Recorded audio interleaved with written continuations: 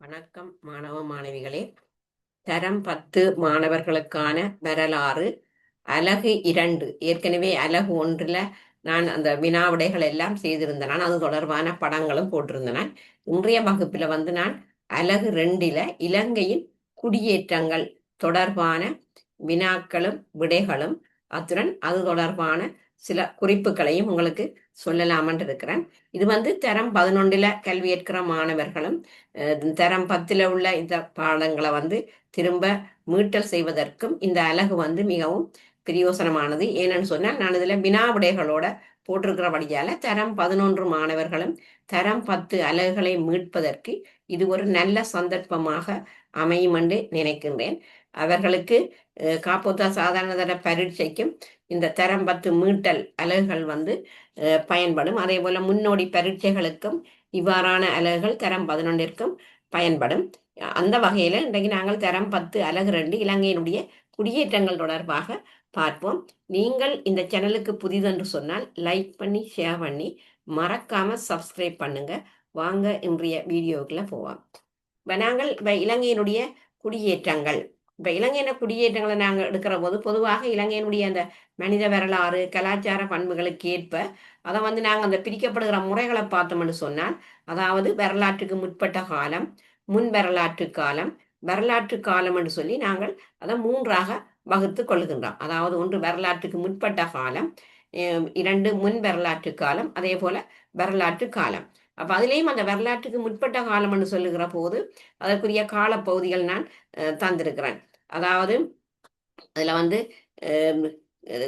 ஒவ்வொன்றுக்கும் காலப்பகுதிகள். இப்போ அதே போல முன் வரலாற்று காலத்துக்குரிய காலப்பகுதி, அதே போல 3வது வரலாற்று காலத்துக்குரிய காலப்பகுதிகள். இப்போ வரலாற்று காலம்னு சொன்னால் கிமு 450 தொடக்கம் கிறிஸ்துவுக்கு பின் 300 வரையான காலப்பகுதி என்ற அடிப்படையில் இந்த 3க்கும் நாங்கள் பொதுவாக காலப்பகுதியை வரையறுத்து இருக்கின்றோம். அப்ப இங்க நாங்கள் இந்த வரலாற்றுக்கு முற்பட்ட காலம் என்று பொதுவாக சொல்லுகிற போது இலக்கிய மூலாதாரங்களில் குறிப்பிடப்படும் காலத்திற்கு முன்னைய காலம் என பொதுவாக அழைக்கப்படும்.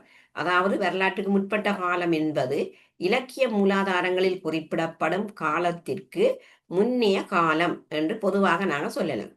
அது நீண்ட காலம் நிலைத்திருந்த ஒரு கற்காலம் ஆகும்.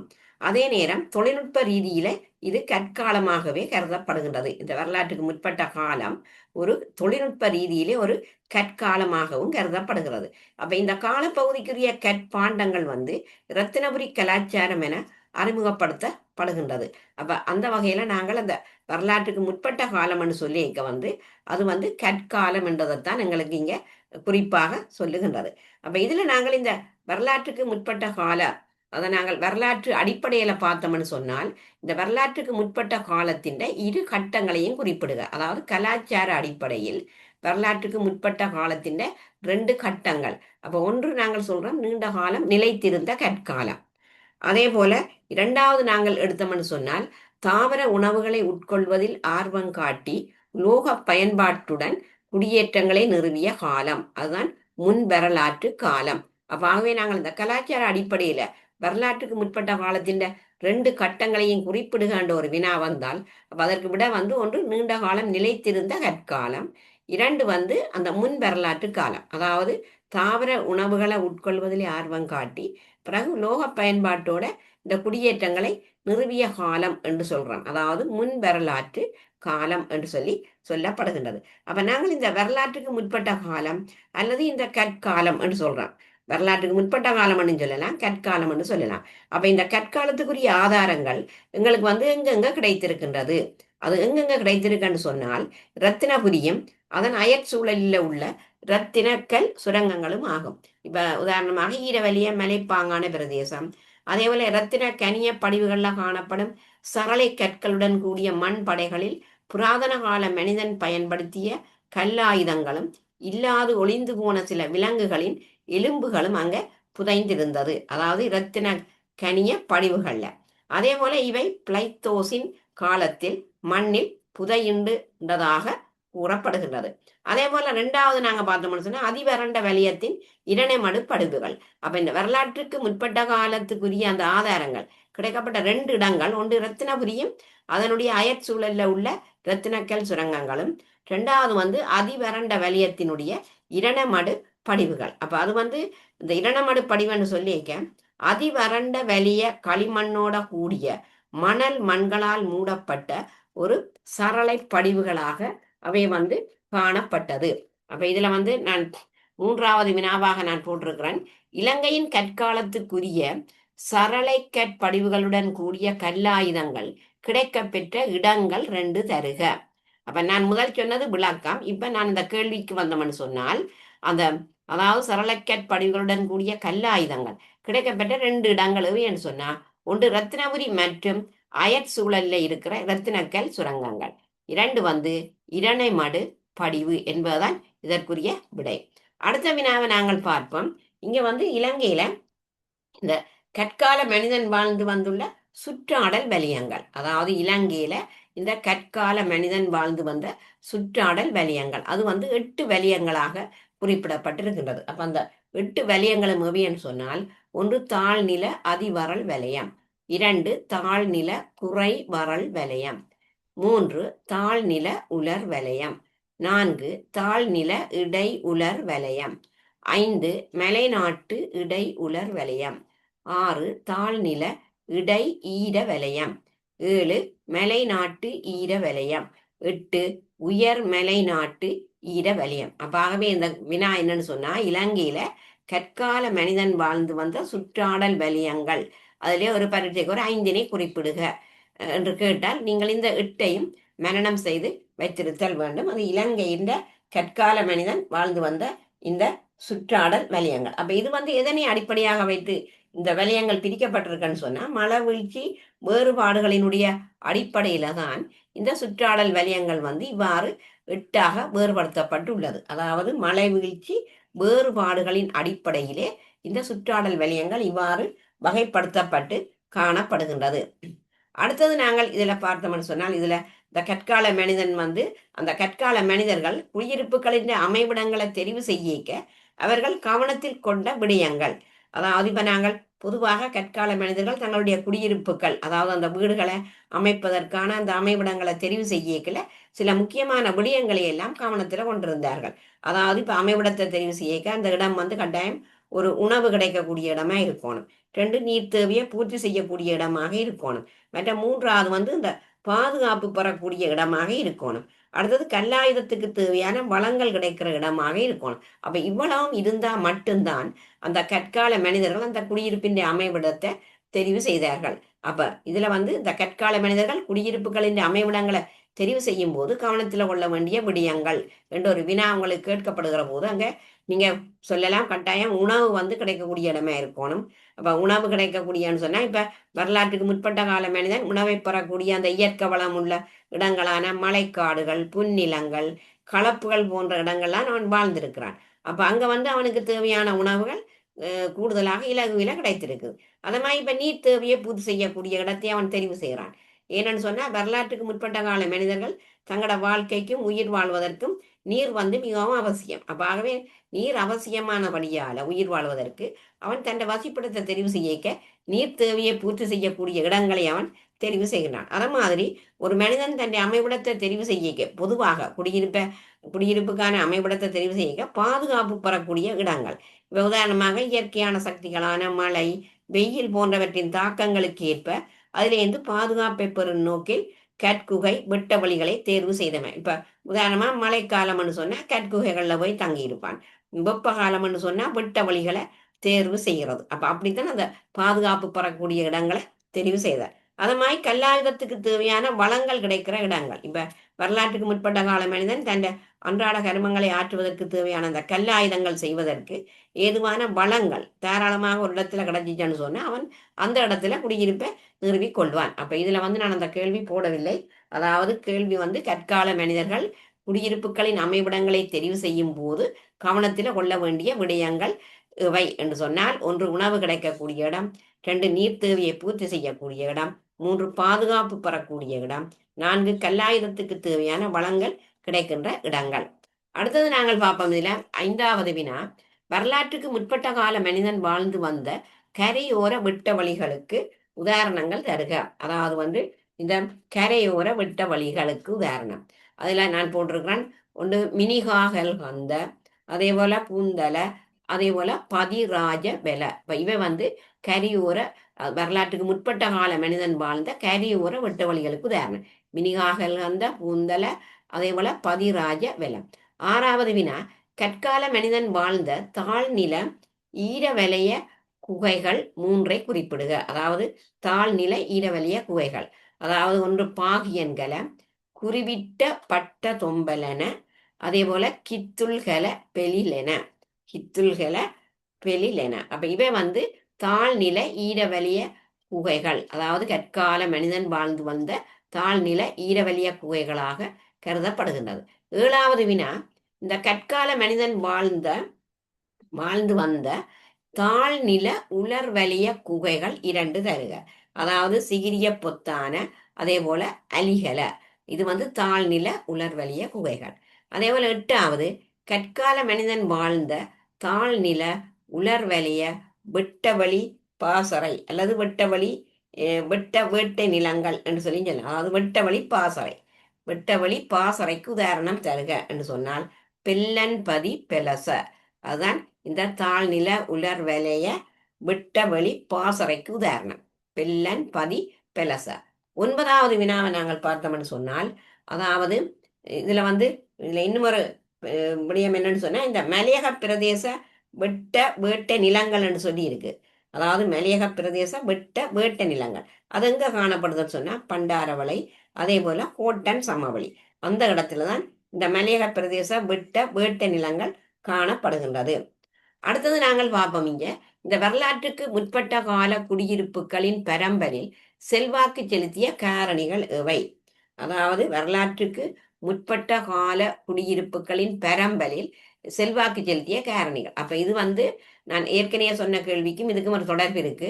உணவு பெறக்கூடிய இயற்கை வளங்கள் ஏராளமாக கிடைக்கும் பிரதேசங்கள். அப்ப இது வந்து கட்டாயம் குடியிருப்புகளின் பரம்பல்ல செல்வாக்கு செலுத்துது. அதாவது உணவை பெறக்கூடிய இயற்கை வளங்கள் ஏராளமாக கிடைக்கிற பிரதேசங்களை தெரிவு செய்யணும். அதே போல 2வது, நீரை பெறக்கூடிய இடங்கள், கல்லாயுதங்கள் செய்வதற்கேற்ற தேவையான பொருட்கள் கிடைக்கும் இடங்கள். அப்ப இதுவும் அந்த பரம்பல்ல செல்வாக்கு செலுத்துது. அதே போல 3வது, காலநிலை, அதாவது வெப்பம் மற்றது மழை வீழ்ச்சி. இப்ப மழை காலம்னு சொன்னா கற்குகையை தெரிவு செய்யணும். வெப்ப காலம்னு சொன்னா திறந்த விட்ட வழிகளை தெரிவு செய்யணும். அப்ப ஆகவே வரலாற்று 9வது வினா, வரலாற்றுக்கு முற்பட்ட கால குடியிருப்புகளின் பரம்பல்ல செல்வாக்கு செலுத்திய காரணிகள் நாங்கள் இந்த 3ஐயும் குறிப்பிடலாம். அடுத்தது பார்ப்போம். இதுல 10வது, இந்த இப்ப உதாரணமா நாங்கள் எடுத்தோம்னு சொன்னால், இந்த வரலாற்றுக்கு முற்பட்ட கால மக்களினுடைய வாழ்க்கை முறை பற்றி குறிப்பிடுக. இது வந்து ஒரு பகுதி 2ல கேட்கலாம். அதாவது வரலாற்றுக்கு முற்பட்ட கால மக்களின் வாழ்க்கை முறை பற்றி குறிப்பிடுக. அப்ப வாழ்க்கை முறைன்னு சொன்னா அவர்கள் வந்து இப்ப அதாவது நான் இதுல 4-5 விடயங்கள் போட்டுக்கிறேன் இந்த வாழ்க்கை முறையில. அதாவது ஒன்று, வேட்டையாடுதல் மற்றும் அலைந்து திரிந்து உணவு சேகரித்தல். அதாவது வேட்டையாடுதல், அலைந்து திரிந்து உணவு சேகரித்தல் அது வேண்டிய ஒரு பிரதான தொழில். இப்ப அலைந்து திரிந்து உணவு சேகரிக்கிற வாழ்க்கை முறைமைக்கு இவர்கள் பழக்கப்பட்டிருந்தார்கள். அப்ப அவன் என்ன செய்யணும்னு சொன்னா, உணவை தேட ஒரு நாளைக்கு சுமார் 7 கிலோமீட்டர் தூரம் நடந்து போயினான். இவ்வாறு நாடோடி வாழ்க்கை முறையின் ஊடாக வேட்டையாடுதலையும் தாவர உணவுகளையும் அவர்கள் பெற்று கொண்டார்கள். அப்ப இதுதான் அந்த வேட்டையாடல் மற்றும் அலைந்து திரிந்து உணவு சேகரிக்கிறார். அப்ப கிட்டத்தட்ட இவை வந்து இது அவை வந்து ஒரு பழக்கப்பட்ட ஒரு தொழில். ஒரு நாளைக்கு கிட்டத்தட்ட 7 கிலோமீட்டர் நடந்துதான் அந்த நாடோடி வாழ்க்கை முறையின் ஊடாக அலைந்து திரிந்து தங்களுக்கு பழக்கப்பட்ட உணவை வந்து அதே போல வேட்டையாடுறது, தாவர உணவுகள் அவற்றை பெற்றுக்கொள்ளுதல். அத மாதிரி அதுல 2வது நாடோடி வாழ்க்கை என்றதும் அதுல நான் சேர்த்து சொல்லியிருக்கிறேன். அத மாதிரி நாங்கள் என்னன்னு சொன்னால், இதுல சிறிய குழுக்களாக வாழ்ந்தமை. இப்ப சிறிய குழுக்கள்னு சொன்னா வேறு சமூக குழுக்களாக. இப்ப ஒரு குழுவை எடுத்தோம்னு சொன்னா அதுல 15 பேருக்கும் 25 பேருக்கும் இடையில நபர்கள் சேர்ந்து வாழ்வினர். அதாவது 15 பேருக்கும் ஒரு குழுவில பொதுவாக 15 பேருக்கும் 25 பேருக்கும் இடையில நபர்கள் அடங்கி இருப்பினர். அவ்வாறான ஒரு சூழல்ல ஆக கூடுதலாக 50 நபர்கள் அடங்கி இருந்தார்கள். சுமார் 5 நபர்களை கொண்ட ஒரு குடும்பம் வாழ்வதற்கு 50 சதுர மீட்டர் பரப்பளவிலான இடம் போதுமானதாக இருந்தது. அப்ப இங்க வந்து என்னன்னு சொன்னா ஒரு சிறிய சமூக குழுக்களாகத்தான் வாழ்ந்திருக்கிறான். இப்ப உதாரணமாக நாங்க சொன்னோம்னு சொன்னால், இந்த பெல்லன் பதி பெலசவில கற்காலத்திற்கான 120 சதுர மீட்டர் பரப்பில் 30 மனித எலும்பு கூடுகள் கண்டுபிடிக்கப்பட்டிருக்கின்றது. அப்ப அதை வச்சுக்கொண்டு அவன் வந்து அந்த இப்படி குழுக்களாக வாழ்ந்திருக்கணும்ன்றதை நாங்கள் பார்க்கலாம். அதே போல அதுல இன்னொரு அம்சம், அவன் வாழ்க்கை முறையை பார்த்தா வெப்பமான காலங்களில் திறந்த வெட்ட வெளிகள்ல வாழ்ந்தார்கள். அதாவது வெப்பமான காலங்கள்ல வந்து அவர்கள் திறந்த வெட்ட வழிகளைத்தான் தெரிவு செய்தார்கள். ஆனா அதே நேரம் என்ன செய்யணும்னு சொன்னால், இப்ப மழை காலம் என்று சொன்னா அவன் வந்து குகைகளை தெரிவு செய்யணும். அப்ப ஏன்னு சொன்னா மழை காலத்துல வந்து வெளியில அவர்கள் அலைந்து திரிந்தால் மழையில நனைய வேண்டியெல்லாம் ஏற்படும். அப்ப அவைக்கு மழை காலத்துல பாதுகாப்பு பெறக்கூடிய ஒரு இடமாக இந்த கற்குகைகள் காணப்பட்டது. அப்ப வெப்பமான காலத்துக்கு திறந்த விட்ட வழியை பயன்படுத்தியிருக்கிறோம். மழை காலத்துக்கு வந்து இவ்வாறான கற்குகைகளை வந்து அவர்கள் பயன்படுத்தி இருக்கின்றார்கள். மற்றது வந்து அவை வந்து அந்த விவசாய வாழ்க்கை முறை அவையில வந்து, அதாவது நாங்கள் எடுத்தோம்னு சொன்னா விவசாய வாழ்க்கையை தான் முன்னெடுத்திருக்கிறோம். அவ்வாறு அவர்கள் அந்த விவசாய வாழ்க்கையை மேற்கொண்ட போதிலும் அவர்கள் வேட்டையாடுவதை முற்றிலுமே நிறுத்தவில்லை என்பது அந்த குடியிருப்பு ஒன்றில் கண்டுபிடிக்கப்பட்ட விலங்குகளின் எலும்பு எச்சங்கள்ல இருந்து அறியலாம். அப்ப அவையின் வாழ்க்கை முறை வந்து விவசாயத்தை அடிப்படையாக கொண்டுதான் அவர்கள் வாழ்ந்திருக்கிறோம். அதிலையும் அவர்கள் அந்த வேட்டை ஆடுறது, அப்ப நான் முதலாவதுலயே சொல்லியிருக்கிறேன், வேட்டை ஆடுதல் மற்றும் அலைந்து திரிந்து உணவு சேருதல். அப்ப இது வேண்டிய ஒரு முக்கியமான வாழ்க்கை முறை. அப்ப இவை வந்து இப்படி அலைஞ்சு திரிந்து உணவை பெற்றுக்கொள்ளுகிற போது அங்கே ஒரு குடியிருப்பு ஒன்றில் கண்டுபிடிக்கப்பட்ட விலங்குகளின் எலும்பு எச்சங்கள்ல இருந்து வந்து நாங்கள் அதை அறியக்கூடியதாக இருக்கிறது. இவர்கள் வந்து விவசாய வாழ்க்கை முறையைத்தான் முன்னெடுத்து இருக்கின்றார்கள். அப்ப இதுதான் இந்த வரலாற்றுக்கு முற்பட்ட கால மக்களின் வாழ்க்கை முறை பற்றி நாங்கள் இவ்வாறு பாயிண்ட்ஸை கொடுத்துட்டு பிறகு நீங்கள் அதற்கான விளக்கங்களை நீங்கள் அதற்கு விரிவாக கொடுக்கலாம். அடுத்த 11வது வினா, இலங்கையின் கற்கால மனிதனின் உணவு முறை பற்றி குறிப்பிடுக. அதாவது வந்து இந்த கற்கால மனிதன் வந்து எப்படியான உணவுகளை வந்து அவன் சாப்பிட்டு வந்தான். அதாவது இலங்கையின் கற்கால மனிதன் உணவு முறை ஒன்று வந்து வேட்டையாடி பெற்ற உணவு. அப்ப என்னென்ன மிருகங்களை வேட்டையாடினான்? அதாவது மாடு, காட்டெருமை, மான், மரை, கீரி, குரங்கு, கரடி. அப்ப இப்படியான விலங்குகள் எல்லாம் வேட்டையாடித்தான் இந்த இலங்கையின் கற்கால மனிதன் தனக்கு தேவையான உணவை பெற்றிருக்கின்றான்.